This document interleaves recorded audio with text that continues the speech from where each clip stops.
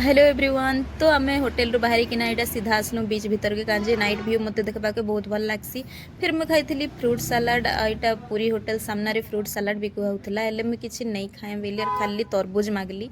आईटा momo खाइमु बोलिकी दादार momo stall के आसलु। मुझे भी पूरी आईसी दादार मोमो स्टल के गारंटी आईसी कहीं कि बिहेवियर नहीं तमर टेस्ट बहुत बढ़िया। तो यहाँ एवं लगे से माने पूरी होटेल पूरा सामने आगे बीच भितरे लगौले हेले पूरी होटेल सामने लगौन बोधे से एलाउ नहीं करबार। तो फास्ट में गोटे फ्राइड मोमो मगई पनीर वाला और यहाँ टेस्ट रे बिल्कुल भी कॉम्प्रोमाइज ना, बहुत टेस्टी लगुला, बहुत यमी लगुला। एक्चुअली मुझे पूरी माने जेबे भी आईसी ये दादा मत पूरा चिन्ही गले ना, आसले एक्स्ट्रा डिस्काउंट भी आमके करसन। तो आम बीच भीतर के जाइना खाबार थिला तो मत बहुत भोक लगुला बोली इन्हें खाईदेली।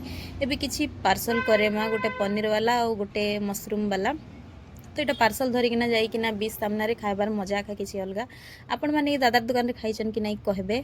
आउ नाइट व्यू देखन, पूरा मन शांति हो गला जगह बसिकिना खाइला।